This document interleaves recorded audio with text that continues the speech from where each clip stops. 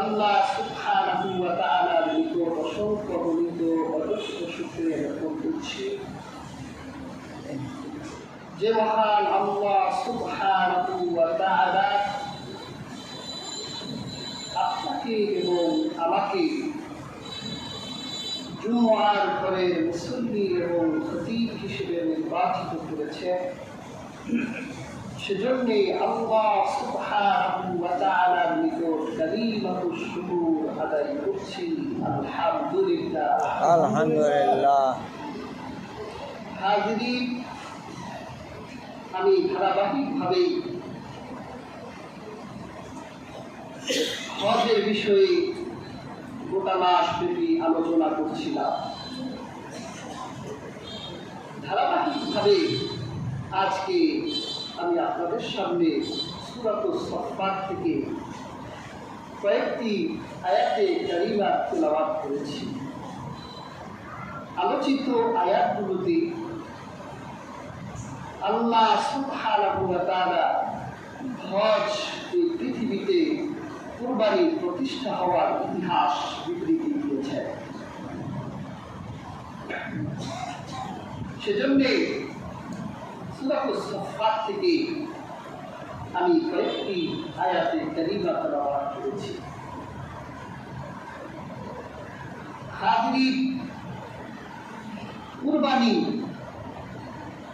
এটা নতুন কোনো বিধান নয়। সৃষ্টির সূচনা লগ্ন থেকে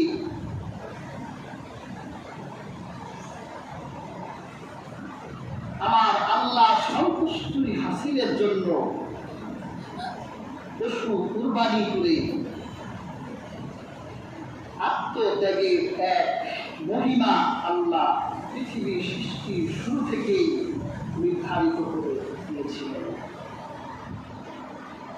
আমরা কোরআন কারীম ঘাটলে দেখতে পাই হযরত আদমের দুই পুত্র কাবিল এবং হাবিল তাদের হৃদয়টা পরীক্ষা করার জন্য আমার আল্লাহ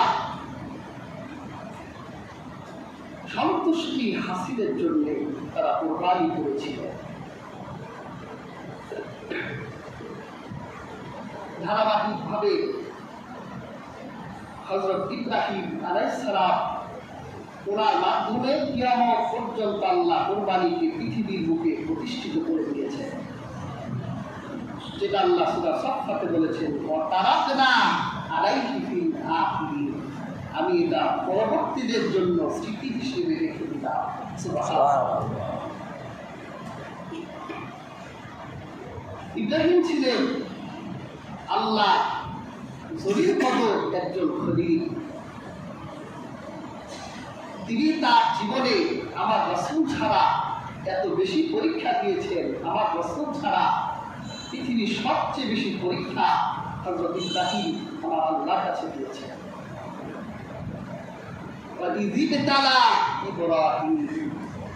ইব্রাহিম পরীক্ষা দিয়েছে, এটা তার খুব কঠিন পরীক্ষা ছিল। সন্তান জবাই করা এটা কি সহজ বিষয়? মিয়া সাহেব একটা মুরগি অনেকদিন লালন পালন করলে ওটাই তো জবাই করা যায়, কষ্ট লাগে। আর যেমন তেমন ছেলে রাখুক, এই ছেলের জন্য ইব্রাহিম কান্না করেছেন, রব্বি আপনি মিনাস সালিহিন। একজন নবী সন্তান চায়, তার কাছে রবের কাছে সন্তান চায়। আর আমরা বাজার মাজার গাছ শাহপরানি গেলাম, সেখানে দেখি বট গাছে লাল পয়টা বাঁধে, আর একজন বিক্রি করে ভয় দেখায় মানুষকে, গরম মাজার বলে ভয় দেখায়। ওইটা কিনে মনের আশা পূরণের জন্য গাছে বাঁধে। আমরা তিনজন ছাত্র গেছি, আমাদের বলতেছে হুজুর গরম মাজা। আমি আবার বললাম আমরাও গরম করব, ক্লাসে ক্লাসে প্লাস, মাইনাসে মাইনাসে প্লাস, সমস্যা।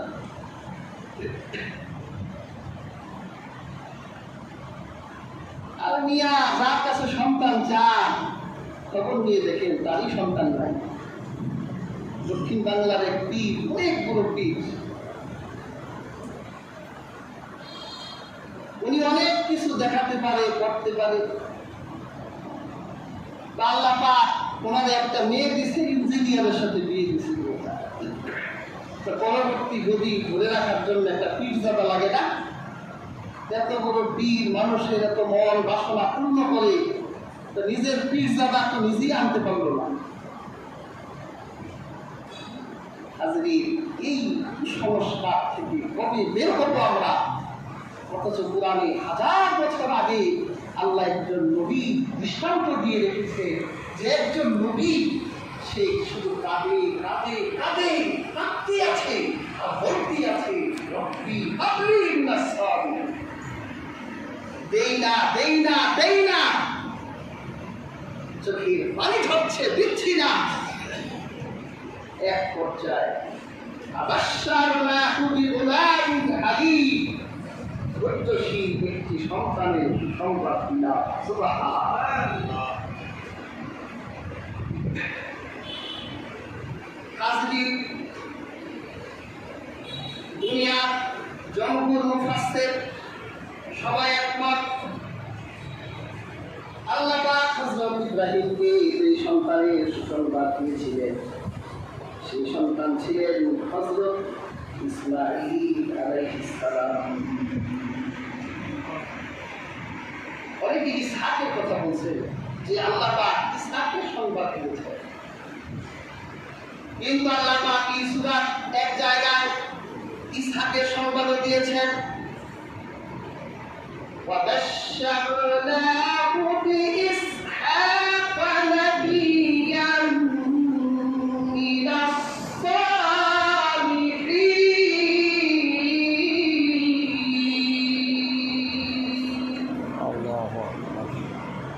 আল্লাহ পাক বলেন, আর আমি নেককার ইসহাকের সুসংবাদ দিলাম হযরত ইব্রাহিমকে। তাহলে বোঝা যায় ইসমাইলের একটা সুসংবাদ পেয়েছিলেন ইব্রাহিম, আর হযরত ইসহাকের একটা সুসংবাদ পেয়েছেন। আল্লাহ ইসমাইলের বংশে একজন নবী আর ইসহাকের বংশে ইয়াকুব, ইয়াকুবের ছেলে ইউসুফ, এই বংশে আল্লাহ পাক বনী ইসরাইলের হাজার হাজার নবী প্রেরণ করেছে। ইসমাইলের বংশে নবী কয়জন?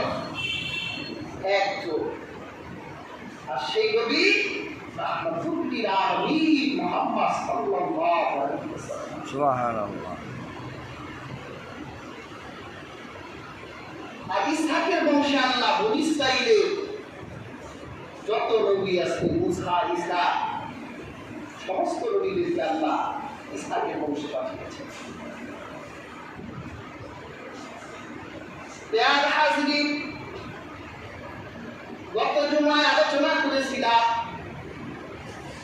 হযরত ইসমাইল এবং তার মা হাজরাকে মরুভূমির নির্জন এক প্রান্তরে রেখে গিয়েছিলেন।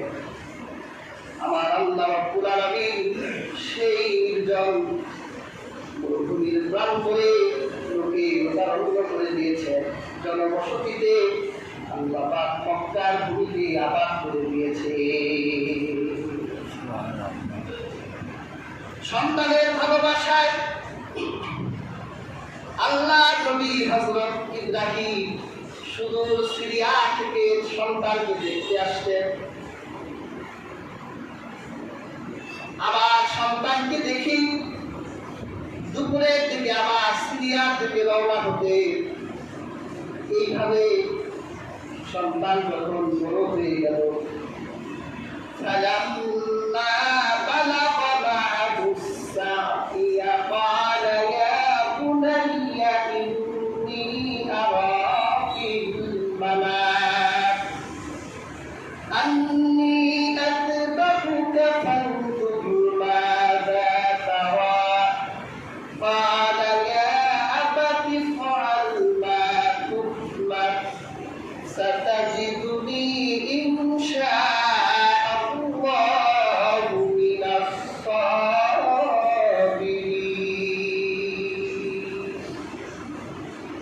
সন্তান বড় হয়ে গেলে, বালেক হয়ে গেলে, বাবার সাথে এখন যে কোনো কাজে সহযোগিতা করতে পারে।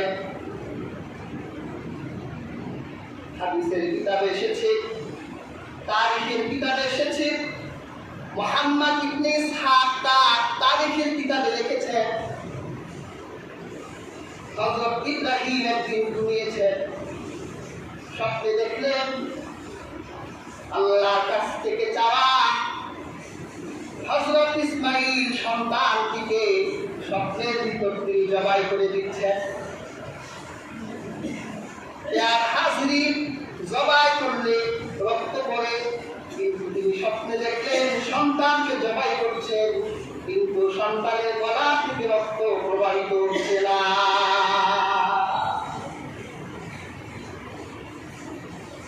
তিনি চিন্তা করলেন, এরকম আজীব এক স্বপ্ন দেখলাম, এই স্বপ্নটা কি আল্লাহর পক্ষ থেকে না শয়তানের পক্ষ থেকে? কি বলেন, শয়তান স্বপ্ন দেখাতে পারে না? ভাবে হাদিসে পাক এসেছে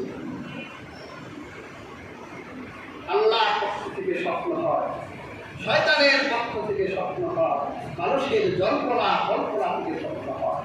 স্বপ্ন তিন প্রকার। আপনি বিদেশ যাবেন, দেখবেন ঘুমাইছেন, পাসপোর্ট করে ফেলছেন, ঘুমাইছেন, স্বপ্নে দেখেন বিমান আসে, আপনি উঠে বিদেশ চলে যাচ্ছে, এটা আপনার কল্পনা থেকে হয়। আমার শয়তানের স্বপ্নে দেখাইছে প্রত্যেক ভাদ্র মাসের 15 তারিখে গরু জবাই করে মানুষকে খাওয়াবি, না খাওয়ালে তার বংশ নির্বংশ হয়েছে। দেখাইছে কি? শয়তান দেখাইছে। একটা গরিব মানুষ গরু জবাই করার সামর্থ্য আছে, ভিক্ষা করে লোকের কাছ থেকে সুদে সমিতিতে গিয়ে টাকা ধার নিয়ে এরকম কাজকর্ম করে যাচ্ছে। আরেকটি স্বপ্ন হয় আল্লাহর পক্ষ থেকে। নবীরা যত স্বপ্ন দেখেছে সব স্বপ্ন কার পক্ষ থেকে? আল্লাহর পক্ষ থেকে। মুমিনরাও স্বপ্ন দেখবে, সত্য স্বপ্ন। রাসূলুল্লাহ হাদিসে বলেছেন মুমিনের সত্য স্বপ্ন নবীদের স্বপ্নের ৪৬ ভাগে একটা। সুবহানাল্লাহ। আল্লাহর হাবিব হাদিস নববীতে বলেছেন শেষ জামানায় নেককার বান্দারা যেই স্বপ্ন দেখবে সব সত্য স্বপ্ন হবে। রাতের বেলা স্বপ্ন দেখবে, সকালে স্বপ্ন সত্য প্রকাশিত হয়ে যাবে। আল্লাহ রাসূল স্বপ্ন দেখতেন। আল্লাহ রাসূলের প্রতি যে ওহী নাযিল হয়েছে 7 পদ্ধতিতে, এর একটা অন্যতম পদ্ধতি রাসূলুল্লাহ স্বপ্নে ওহী পেতেন। আল্লাহ রাসূলের জীবনের প্রথম ওহীটাই ছিল স্বপ্নে। সুবহানাল্লাহ। ইয়া হাযরিন, ইউসুফ স্বপ্ন দেখেছেন ইন্নী রাআইতু আহাদা আশারা কাওকাবাও ওয়াশ-শামসা ওয়াল কামারা রাআইতুহুম লি সাজিদিন। ইব্রাহিম স্বপ্ন দেখলেন 8 তারিখে স্বপ্ন দেখেছিলেন। সন্দেহ করলেন স্বপ্ন কার পক্ষ থেকে হলো। এই জন্য এই দিনকে ওই রাতকে বলা হয় লাইলাতুত তাওবিয়া, চিন্তার রাত। এরপর যখন সে আবার একই স্বপ্ন দেখলেন তার সন্তানকে জবাই করে দিচ্ছেন, এবার সে নিশ্চিত হয়ে গেল ইয়াউমুল আরাফা। সে এবার নিশ্চিত হয়ে গেলেন যে এই স্বপ্ন তো আল্লাহর পক্ষ থেকে দেখানো হচ্ছে, আমাকে পরীক্ষা করা হচ্ছে। শুধু সিরিয়া থেকে রওনা হলেন, বর্তমান মক্কা মুকাররমায় এসে গেলেন। সন্তানকে বললেন, বাবা ছুরি হাতে নাও, রশি নাও, পাহাড়ে গিয়ে আমরা লাকড়ি জ্বালানো, লাকড়ি সংগ্রহ করব। হযরত ইসমাঈল ছুরি হাতে নিলেন, রশি হাতে নিলেন। আর বর্ণনা এসছে সন্তানকে বলেছিলেন, বাবা চলো আমরা পাহাড়ে কুরবানি করব। সন্তান ছুরি আর রশি হাতে নিয়ে বাবার সাথে রওনা হয়ে গেলেন। যখন পাহাড়ের পথে বাবা ছেলে চলছে, ইব্রাহিমের ভিতরে প্রশ্নটা যাচ্ছে, কেমন করে আমার সন্তানের কাছে আল্লাহর এই হুকুমটা উপস্থাপন করব, কেমন করে করব। পৃথিবীতে এইরকম নজির তো কখনো ঘটে নাই যে একজন পিতা নিজের আপন পুত্রকে জবাই করে দিয়েছে। কিন্তু আল্লাহর হুকুম, আল্লাহ দেখতে চায় ইব্রাহিম আল্লাহর হুকুমকে প্রাধান্য দেয় না নিজের সন্তানকে প্রাধান্য দেয়। হযরত ইব্রাহিম এক পর্যায়ে তার সন্তানকে বললেন, ইয়া বুনাইয়া ইন্নী আরা ফিল মানাম, হে আমার পুত্র, আমি স্বপ্নে দেখেছি আন্নী আতবাহুকা, তোমাকে আমি জবাই করে দিচ্ছি। ফানজুর মাযা তারা, তোমার কমেন্ট কি, তুমি কি মতামত, তোমার দিন কি, এটা আমাকে বলো। আর হাজির, সন্তানের মতো সন্তান হলে বাবা কোনো মতামতের, বাবা কোনো সিদ্ধান্তের বিরোধিতা করে না। আর যদি কুলাঙ্গার সন্তান হয় তাহলে বাবা ডান দিকে যেতে বললে সন্তান বাম দিকে হাঁটে।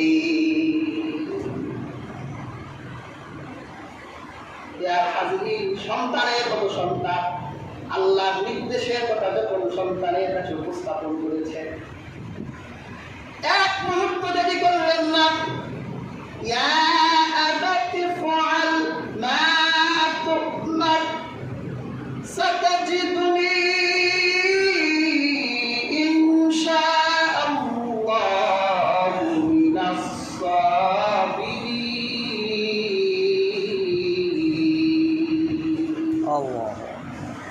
বাবাকে ডেকে বলছে, হে আমার বাবা, আপনাকে যা আদেশ করা হয়েছে পালন করুন। অবশ্যই আপনি আমাকে ধৈর্যশীলদের অন্তর্ভুক্ত পাবেন। আবু হুরায়রা রাদিয়াল্লাহু তাআলা আনহু রিওয়ায়াত, কাবুল আহবাব এই হাদিসের রাবী মুহাম্মদ ইবনে ইসহাক তার তারিখের কিতাবে লিখেছেন, যখন শয়তান ইব্রাহিমের এই কনভার্সন শুনতে পেলেন, সন্তানের সাথে ইব্রাহিম কথা বলছে, তখন শয়তান চিন্তা করলো, এই মুহূর্তে যদি আমি ইব্রাহিমকে ঢুকাই ফেলতে না পারি, তার পরিবার পরিজনকে ঢুকাই ফেলতে না পারি, তাহলে কখনো কোনোদিন ইব্রাহিমের সন্তানদের ঢুকাই ফেলতে পারবো না। একটা দৌড় দিলেন, হাজেরা বিবির কাছে গিয়ে বললেন, হাজেরা, তোমার স্বামী তোমার সন্তানকে উদ্দেশ্যে কেন নিয়ে গেছে জানো? বলল, যারা নিকাহ সংগ্রহের জন্য পাহাড়ে গেছেন। না না, তোমার সন্তানকে ইব্রাহিম জবাই করে দিবে। হাজেরা বলল, তা কোনোদিন হতে পারে না, কারণ এই ইব্রাহিম এই সন্তানের জন্য আল্লাহর কাছে কেঁদেছেন।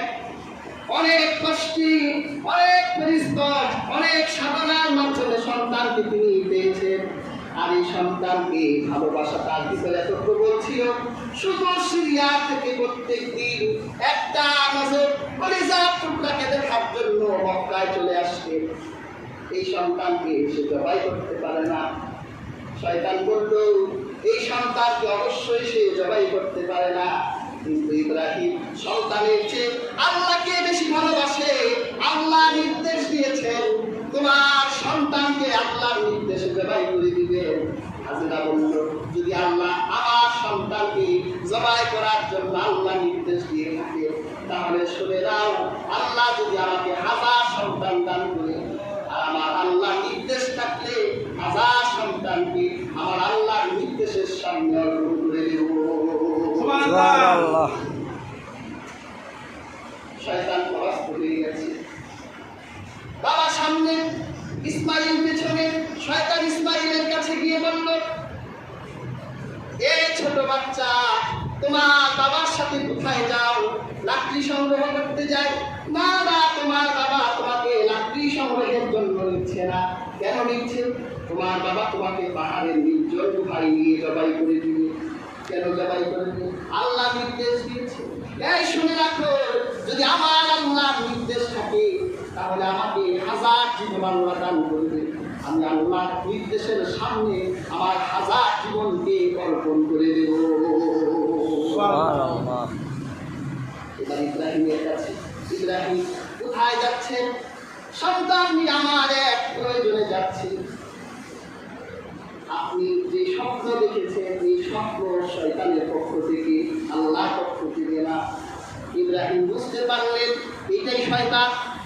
এর আল্লাহ শত্রু দূর হয়ে যা, আমার আল্লাহর নির্দেশকে শয়তানের নির্দেশ করিস না। আব্বাসের রওয়ায়াতে এসেছে, ইব্রাহিমকে 3 বার ধোঁকা দেওয়ার জন্য শয়তান একবার জামরায়ে উকবাতে এসেছে। ইব্রাহিম 7টা পাথর নিক্ষেপ করলেন। তারপর জামরায়ে উসতায় গেলেন, সেখানে 7টা পাথর নিক্ষেপ করলেন। তারপর জামরায়ে কুবরায় গেলেন, সেখানে 7টা পাথর নিক্ষেপ করলেন। আল্লাহ পাক হযরত ইব্রাহিমের এই পাথর নিক্ষেপের স্মৃতি হাদিসটাও কিয়ামত পর্যন্ত হাজিদের জন্য স্মরণ হিসেবে রেখে দিলে। হাজরিন, সন্তান নিয়ে এবার তিনি দাঁড়িয়ে গেছেন সন্তানের ইতিবাচক কমেন্ট। فلما أسلما وتله للجبين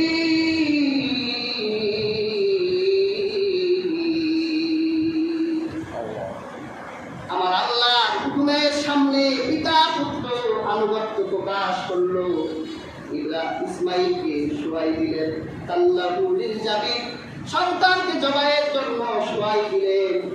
এবার সন্তান বাবার চেহারার দিকে তাকিয়ে বলেন, বাবা আমার মায়ের কাছ থেকে আমি শেষ বিদায় নিয়ে আসি নাই, আমি তো জানতাম না তাহলে আল্লাহর হুকুম শুনতে হবে। আমার মা জননী আমাকে খুব কষ্ট করেছে, কেঁদে রেখেছে, এই রূপ প্রাণ করে রেখে গিয়েছিলেন। আমার মা আমাকে লালন পালন করতে গিয়ে আমাকে এক কাপটা দুধ খাওয়াবার জন্য তার বুকে সেদিন দুধ ছিল না, এক কাপটা দুধ এই বুকে গঠন করার জন্য সাফাই দৌড়িয়েছেন, বারোয়ায় দৌড়িয়েছেন। আর নির্জন প্রাণ করে আমাকে ধরে করেছে। মায়ের কাছে শেষ বিদায় নিয়ে আসতে পারি নাই। যখন আপনি আমার মায়ের কাছে ফিরে যাবেন, আমি ইসমাইলের শেষ সালামটা আমার মায়ের সামনে পৌঁছে দিবে। যদি আপনার মনে হয় আমার রক্ত মাখা জামা আমার মায়ের কাছে দেওয়া ভালো হবে, পৌঁছে দিবেন। আর যদি আপনার মনে হয় আমার মা অস্থির হয়ে যাবেন, তাহলে আমার রক্ত মাখা জামাটা পৌঁছে দেওয়ার দরকার নাই। যদি আপনি পৌঁছে দেন তাহলে আমার মা সান্ত্বনা পাবে। এরপর বলল, বাবা আমার হাত পা গুলো শক্ত করে বেঁধে নেন আর ছুরিটা এমন করে ধারাই নেন যাতে তাড়াতাড়ি জবাই হয়ে যায়, মৃত্যু সহজ হয়ে যায়। আপনার চোখ বেঁধে ফেলেন, সন্তানের ভালোবাসা যাতে আপনি আবেগ আপ্লুত হয়ে না যান। সন্তানের কথা মতো হযরত ইব্রাহিম নিজের সন্তানকে জীবনের শেষ বারের মতো আদর দিয়ে ভালোবাসা দিলেন, চুমু দিলেন, চোখ বেঁধে দিলেন, সন্তানের শরীরটা, সন্তানের হাত পা গুলো বেঁধে দিলেন। তারপর ধারালো ছুরিটা হাতে নিয়ে হযরত ইব্রাহিম এই মুহূর্তে সন্তানের গলায় ছুরি ধরেছে। আল্লাহর আরশে আজিম পর্যন্ত ফেরেশতারা অবাক। এইরকম ঘটনা পৃথিবীতে কোনোদিন ঘটেনি, আকাশের নিচে এইরকম পরীক্ষা কখনো দেখিনি। আজ কি পৃথিবীর বুকে একটি ঘটনা প্রতিষ্ঠিত হতে যাচ্ছে। ইব্রাহিম পরীক্ষা দিবেন, সন্তান বলুন আল্লাহর হুকুম বলুন।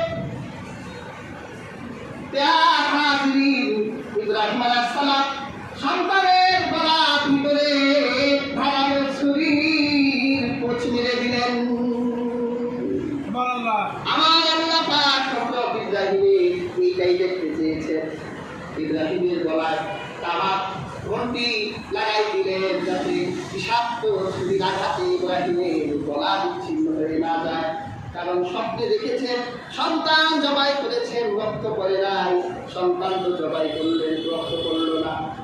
আমার আল্লাহ হযরত জিবরীলকে জান্নাতের দুম্বা দিয়ে পাঠালেন। ইয়া হাজিরিন, ইমাম সুদ্দি রাহমাতুল্লাহি আলাইহি তিনি বর্ণনা করেছেন, আল্লাহ পাক জান্নাত থেকে যে দুম্বাটি পাঠিয়েছিলেন এটা জান্নাতের ভিতরে 40টি বসন্ত কাটিয়েছে। আর ইবনে আব্বাস রাদিয়াল্লাহু তাআলা আনহু এর riwayat এসেছে, হযরত আদমের পুত্র হাবিল যে কুরবানি করেছিলেন সেই কুরবানির পশুটি দুম্বাটি আল্লাহ রেখে দিয়েছিলেন। আল্লাহ পাক হযরত ইব্রাহিমের ফিদিয়া হিসেবে সেই দুম্বাটি ইব্রাহিমের কাছে জিবরীলের মাধ্যমে দুনিয়ায় পাঠাই দিলেন। সুবহানাল্লাহ।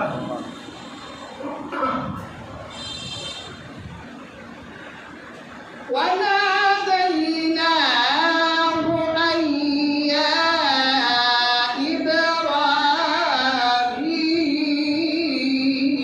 إبراهيم قد صدقت الرؤيا إنا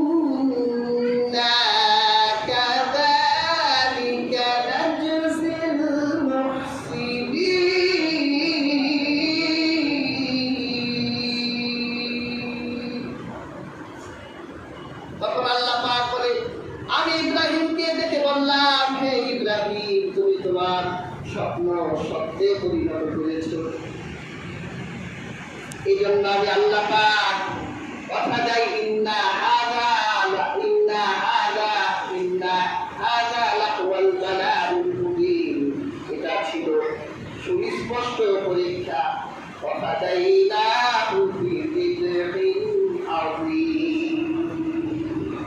এই জন্য আমি ফিদিয়া হিসেবে জান্নাতের রুম্বা পাঠাই দিলাম। এখন তুমি মিনায় গিয়ে তুমি তোমার সন্তানের ফিদিয়া হিসেবে আমি আল্লাহর পক্ষ থেকে কোরবানি করে দাও। সুবহানাল্লাহ। وتركنا عليه في الآخرين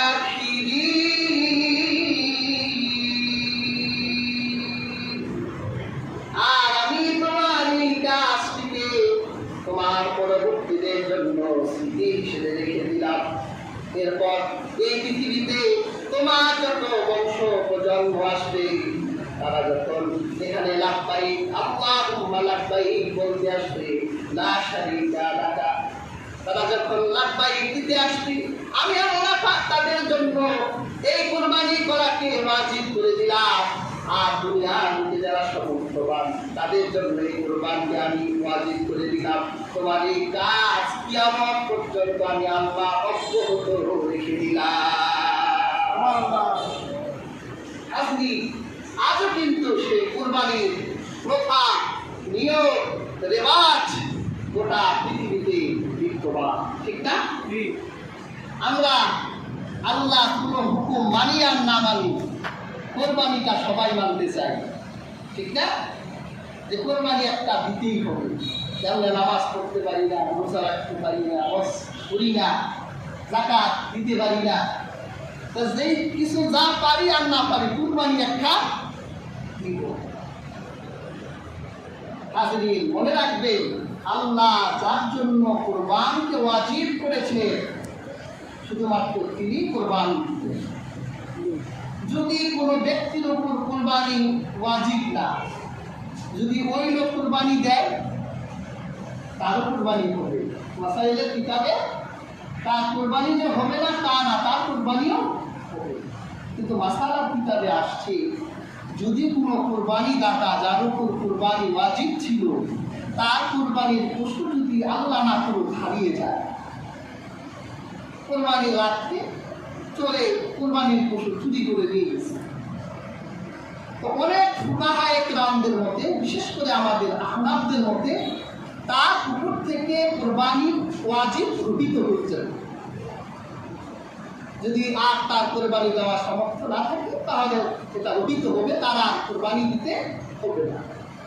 কিন্তু যে ব্যক্তির উপর কুরবানি দেওয়া ওয়াজিব ছিল না, সে জোর করে টেনে এনে নিজের উপর ওয়াজিব করলো, আল্লাহ না করুক তার কুরবানির পশু যদি চুরি হয়ে যায় তার উপর থেকে সেই ওয়াজিব গঠিত হবে না, তাকে কুরবানি দিতেই হবে যে কোনো মূল্যে।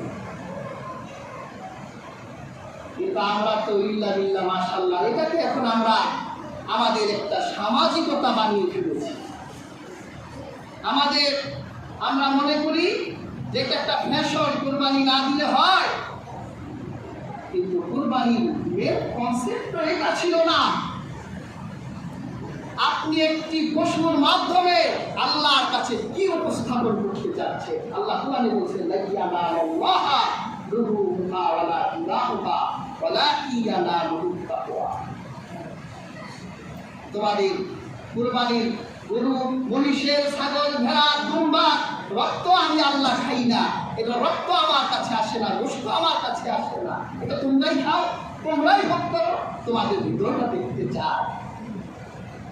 তুমি এত কষ্ট করে পয়সা কামালে,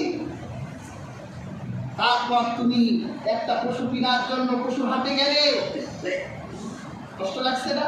ভাড়া খরচ হয়েছে, কষ্ট হয়েছে, তারপর পশু দেখতে দেখতে একটা মিলে তো আরেকটা মিলে না। এই গরমের ভিতরে আপনি কষ্ট করে আপনার মনের মতো একটা পশু নির্বাচিত করে আপনার রক্ত পানি করা পয়সা দিয়ে আপনি কোরবানির পশুটা কিনেছেন।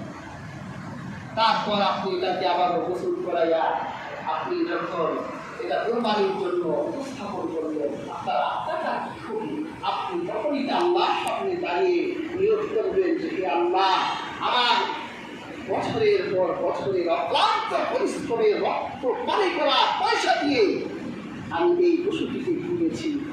এটা পিছনে শ্রম দিলাম, কষ্ট দিলাম, রোদে ঘুরলাম না খেয়ে আপনার সামনে দাঁড়িয়ে নিয়ে হাজির হলাম। হে আল্লাহ, আমার এই পরিশ্রমকে আপনি কবুল করেন। এটাই তো কোরবানি, এটাই তো ত্যাগ।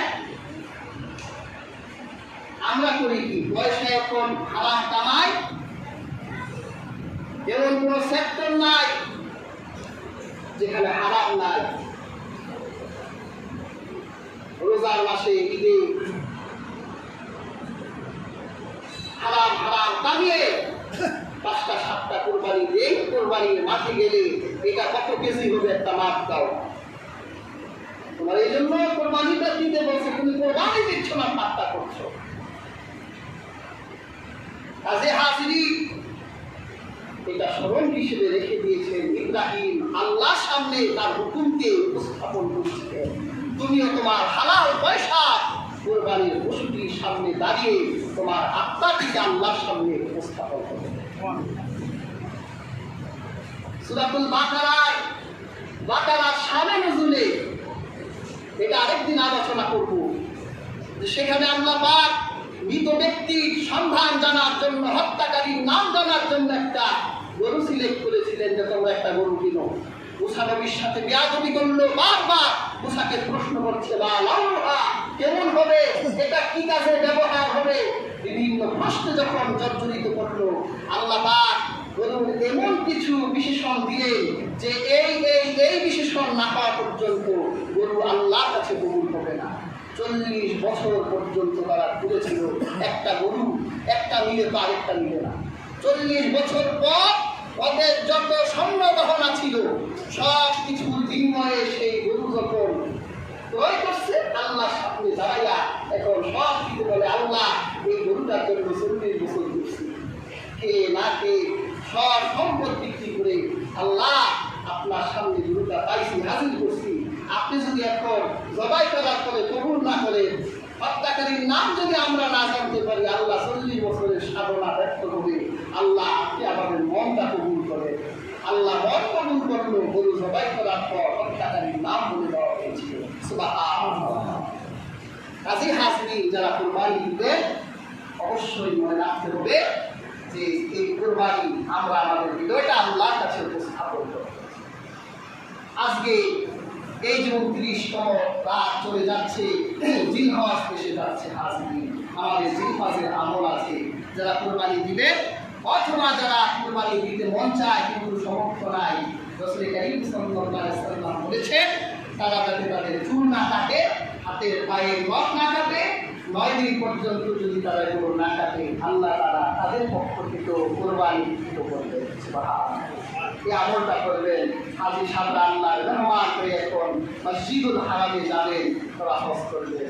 আল্লাহর খানায় কাবা আমাদের যেতে মনে চায় না?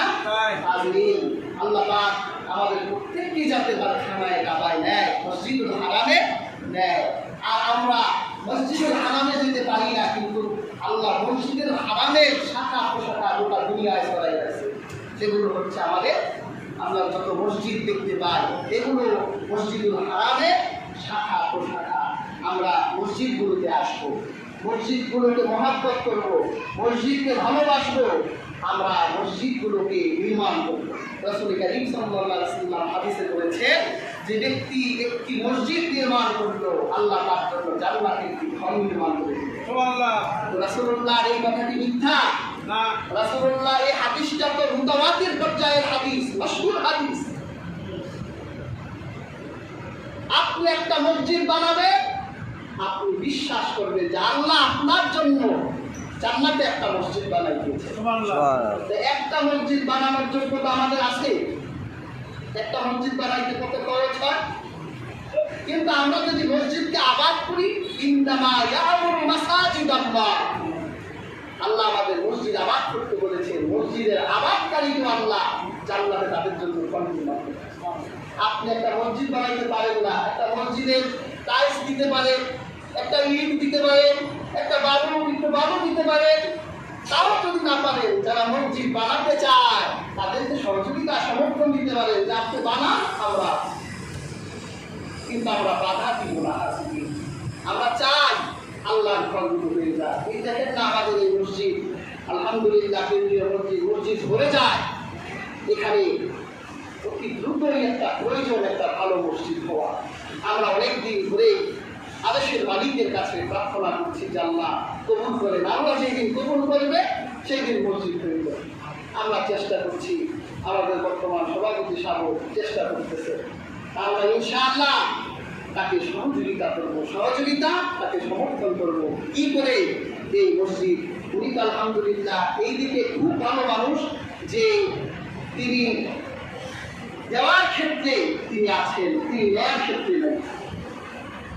কাজে আমরা তিনি যদি আগায়, আমরা ইনশাআল্লাহ তাকে সহযোগিতা করবো। এবং তার কাছে আমার একটা অনুরোধ থাকবে, তিনি সকলকে নিয়ে বসেই আল্লাহর এই পবিত্র ঘরটিকে নির্মাণ করবেন, যাতে সবাই মসজিদ আবাদ করতে পারে, সবাই শরীক হতে পারে, সবার জান্নাতে একটা করে ফ্ল্যাট থাকতে পারে।